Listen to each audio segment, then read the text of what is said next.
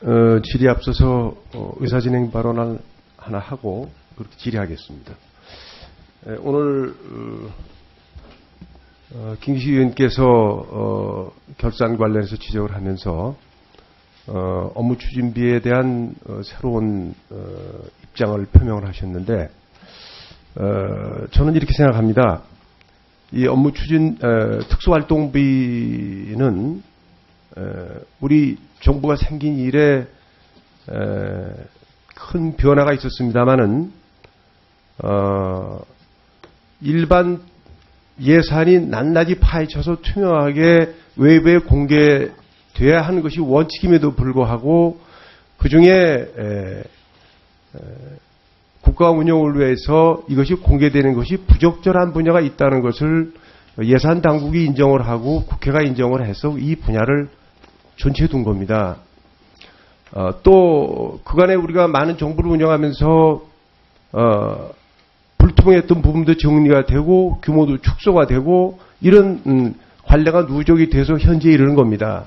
또 우리나라 정부가 한 정권만이 집권을 했던 것이 아니고 여야가 교대로 해본 경험을 갖고 있는 나라입니다. 그래서 직접 이것을 집행해본 경험도 있는 거고요. 또 이 앞에 계신 우리 존경하는 한명숙 총리께서는 직접 이런 정부를 운영해 보신 경험도 있으신 분이고요.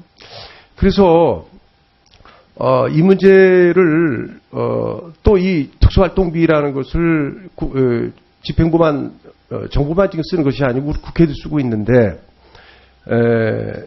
물론 가급적 모든 예산이 국민에게 공개되는 것이 바람직하고 당연한 얘기입니다. 그러나 왜 이런 제도를 우리가 노년에 걸쳐서 아직까지 유지하고 있는가? 그것은 나름대로 필요가 있어서 그런 거죠. 그래서 이것을 저는 새로운 기준을 만들 거라면은 우리 위원장님께서 좀 정치력을 발휘하셔서 여야 조율을 해서 하나의 기준을 만들어서 나가야 되고 또 이게 우리가 관장하고 있는 부처에만 해당되는 일이 아니고 또 우리 위원회만 해당되는 일이 아니라고 생각이 됩니다. 예를 들어서 제가 알기로 우리 상임위에서도 특수활동비를 쓰고 있는데 누가 얼마나 쓰고 있는지를 분명히 밝히지 않으면은 계속 쓸 수 없다라고 한다면은 쉽게 이해가 되시겠습니까? 그래서 어떤 기준을 적용한다 해도 이것은 일률적으로 적용돼야 되는 거기 때문에 우리 그 여야 간의 합의를 거쳐서 하나의 기준을 만들고 그렇게 하고 집행부에도 이것을 적용할 수 있도록 이런 조율을 해 주십사는 그런 건의 말씀을 먼저 드립니다. 자, 그럼 질의하겠습니다. 오늘 경제인문사회연구회 이사장님 나와 계시죠? 네, 질의하겠습니다. 제가 2013년도 국정감사 할 때 부탁을 드린 게 있었습니다. 우리 연구윤리에 관한 문제였습니다. 예. 그래서 적어도 예산으로 움직이고 있는 국책 연구기관들이 표절이나 중복게재, 위변조 뭐 이런 것이 있어서는 안 되기 때문에 이것을 좀 엄격하게 좀 평가를 해주시고 또 연구원 평가에 있어서 이러한 부분에 배점을 좀 높여달라 이런 얘기를 했습니다. 그런데 그렇게 잘 하신 것 같아요. 그래서 2013년도 평가 결과 14년도 평가 결과를 제가 받아보았습니다. 예. 근데 참 실망스러운 건 말이죠. 우리 25개 연구기관 중에서 윤리평가 등급이 7등급인데 가장 하위 등급 EF 등급을 받은 데가 2013년도에는 16개 기관, 또 14년도에는 8개 기관을 줄긴 했는데 이거 예상외로 굉장히 수준이 얕지 않나. 이 원인이 어디 있다고 생각해요? 두 가지 요인이 있습니다. 제가 와서 쭉 보니까 이 연구윤리는 일종의 문화예요. 문화. 연구자들이.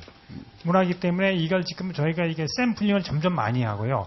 이 연구윤리 이 심사의 강도를 좀 높이고 있습니다. 그렇기 때문에 전체적인 연구윤리 위반 건수는 줄어듭니다. 2011년에 308건에서 2010년에 99건으로 줄어들긴 줄어드는데 아직도 고쳐야 될 점이 많은 것 같습니다. 그래서 점점점 이 범위를 넓혀가고 강도를 높여가고 그다음에 이제 연구기관 평가할 때요. 이 연구 분야하고 경영 분야 하는데요. 이 연구 분야에서 이렇게 판별력이 나타난 거 보니까 결정적인 게 연구윤리에서 아무리 연구를 잘해도 연구윤리에서 한두 건 걸리면 그냥 평가 등급이 떨어집니다. 그래서 많은 국제 연구회나 연구자들이 이 점 대해서는 자꾸 이렇게 인식을 좀 개선하고 있는 것 혹시 같습니다. 말이죠. 이렇게 이제 성과급도 주고 예, 예. 인사평가할 때 이 예. 건수 위주로 하는 것이 이런 영향을 주지 않습니까? 쉽게 하기 위해서.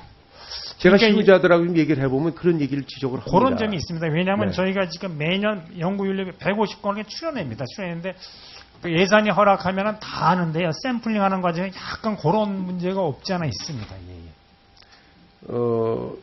이게 정부가 예산으로 운영하는 국책연구기관에서 평가를 했는데 예, 예.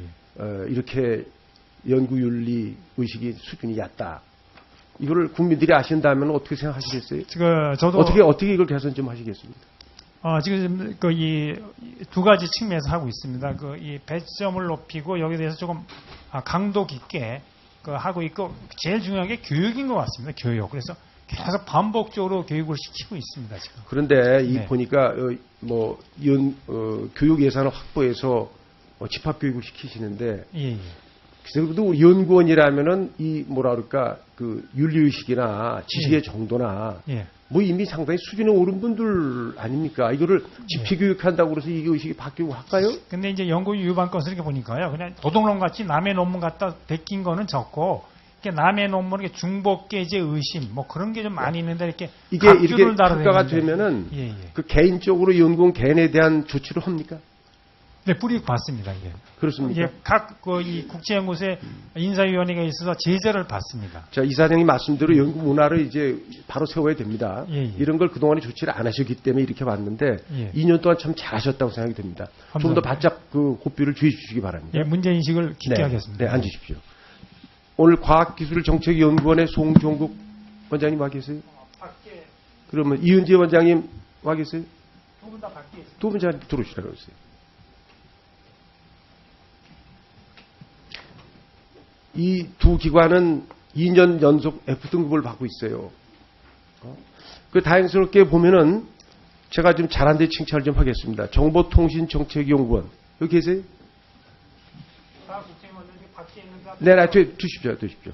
여기는 그 아주 큰 변화에 발전을 했고 또 여기 해양수산개발원도 2등급에서 S등급으로 통일연구원 교육개발원도 굉장히 좋아졌어요. 또 이 육아정책연구소, 청소년정책연구원도 좋아졌어요. 이렇게 한번 제도가 바뀌고 나니까 이렇게 발전하고 있는 데가 나오는데 예, 예. 유독 두 기관만은 계속 F등급을 받았습니다. 이게 이사장님이 답변할 수 있으세요? 이게 상대평가입니다. 상대평가이기 때문에 네. 이렇게 줄을 이렇게 1000점 만점에서 쭉 하다 보면 상대평가라는 네, 겁니까? 그래서 1000점 만점 하면 이것도 잘했어도 상대적으로 아니, 이 나쁘면 윤리평가는 이게 상대평가가 안 어울리는 것 같아요. 윤리평가예요? 네. 아니, 윤리평가, 이게 지금 뭐냐면, 연구기관별 제가 대답을 잘못했습니다. 연구윤리평가입니다. 제가 상대평가로 말하는 건 전체가 상대평가, 윤리평가는 그렇지 절대평가 않습니다. 아닙니다. 제가 그렇죠. 대답을 잘못드렸습니다. 예. 안 계세요? 자, 그럼 찾으라가 조금 있다가 예, 예. 하시기로 하고, 예, 예. 우리 조정시장님께 좀 더 질의하겠습니다. 네. 지금 금년부터 우리 배출권 거래제가 실시가 됐죠. 예. 아마 새롭게 목표치를 산정해서 발표도 하고 하신 걸 아는데, 이거 보면 참 제가 마음이 복잡합니다. 이 배출권 거래제는 사실은 산업화가 끝나고 이제는 그 선진국에서 주도해서 나가야 되는데 미국 같은 나라가 이거 안 하고 있죠. 일부 주에서 하는 일부 주가 하고 있고 생각합니다. 또 한참 지금 탄소 배출 많이 하는 중국도 안 하고 있죠. 예. 그런데 우리가 물론 뭐 10대 경제국이라고 합니다만은 얼마나 지금 경제가 어렵습니까만은 물론 환경 문제에서 리더십을 발휘하는 것도 국제사회에서 굉장히 중요한 역할이라고 생각하고 그 노력에 대해서 저는 지지를 합니다.